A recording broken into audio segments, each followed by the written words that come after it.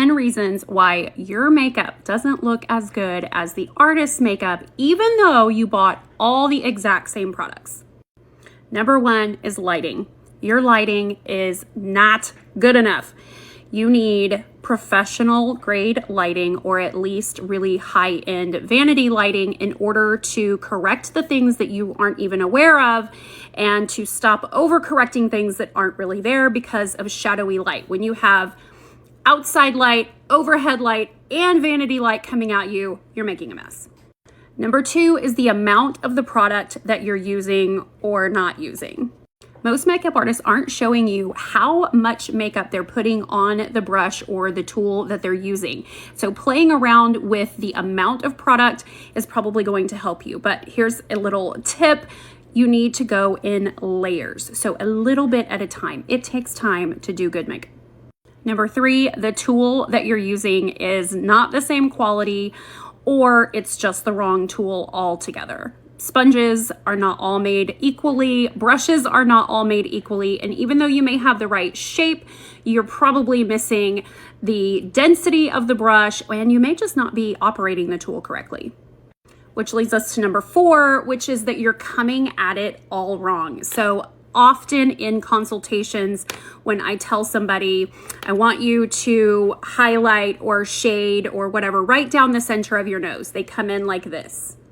From the side, you need to come in like this. So if all of your blending is being done in a what I call lazy girl way, where your arm is just kind of out here and you're almost putting your face to the brush, you need to correct your body positioning and the angle at which you come at your face with the tool. It matters.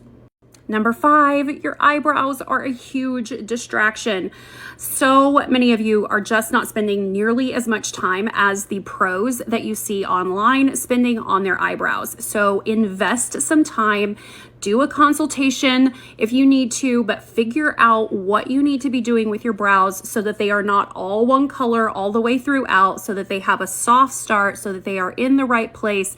All of those things matter. And me, Michaela, so many makeup artists that do their own makeup for the purpose of teaching. We just don't do it online. We are not showing you how tedious we are with our eyebrows. Number 6 is your skincare.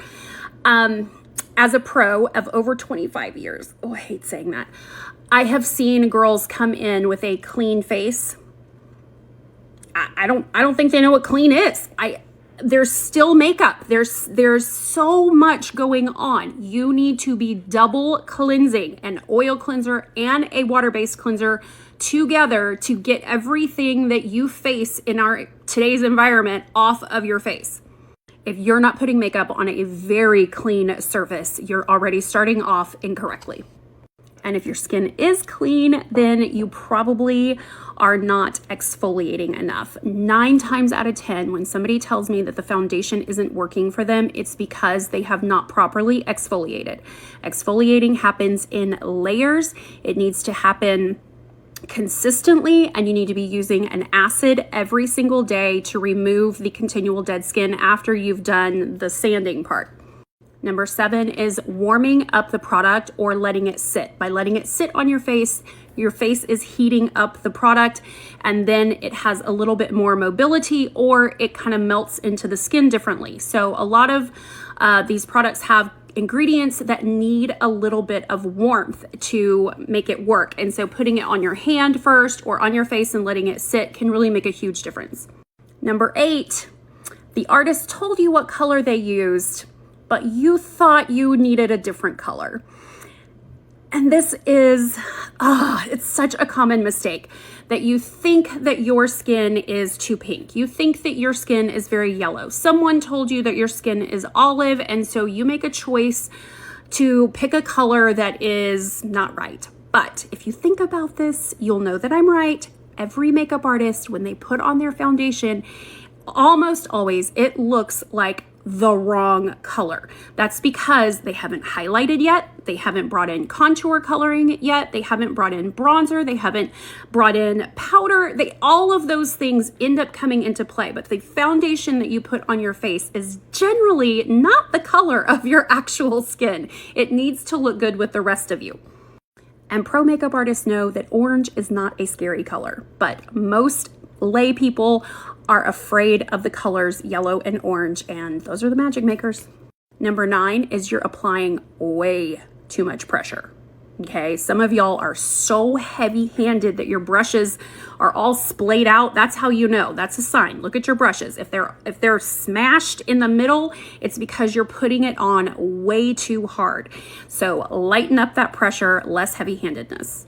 And number 10, you got to do makeup with your eyes open. Every time I do a consultation and I tell somebody that they need to put their eyeliner on with their eyes open, they freak out.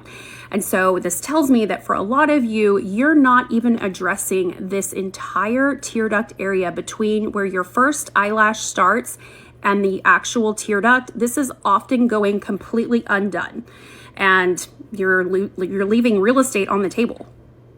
And we're going to stop at 10, but I've got 10 more. If you want to know 10 more, please let me know in the comments because I could keep going.